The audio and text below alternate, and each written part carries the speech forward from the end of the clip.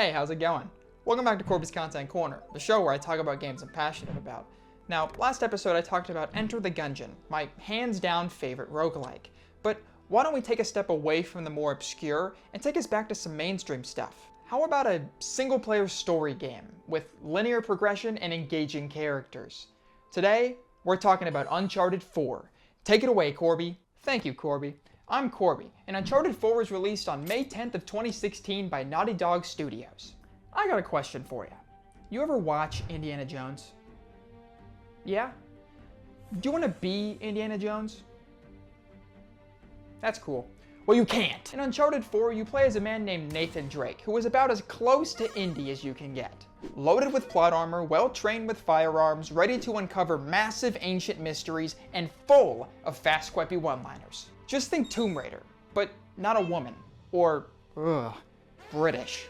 Uncharted 4 is the fourth and final game in the Uncharted series and kind of acts as a legacy sequel. You follow Nathan Drake as he goes on one final adventure before hanging up his hat. This is a linear story game, meaning that you as the player don't have much freedom in how things play out, but that's all intentional, as everything is specifically scripted to happen in a certain way. This isn't bad by any means, as we're talking about Naughtydog here. They literally made The Last of Us. This means the cutscenes, dialogue, all down to the in-game events are scripted to play out like a movie. This is all perfectly executed while in the third-person point of view to make everything look as cool as possible. And you don't just look cool, you feel cool. Uncharted 4 is full of action-packed moments that will have you on the edge of your seat as you're gunning down fully armed soldiers trying to stop you on your journey. You could be sneaking around them, running and gunning, and sometimes just grappling right on top of someone's head. And that's not all. When you are out of the action, you find yourself in ancient tombs, solving puzzles and looking for clues. This game was released on the PlayStation 4, so the graphics were, and still are, pretty top-notch. This game is engaging and lengthy, with compelling characters and a killer DLC. Now back to you in the studio, Corby. Great stuff as always, Corby. Now, this was my first Uncharted game, and I honestly don't think that mattered much.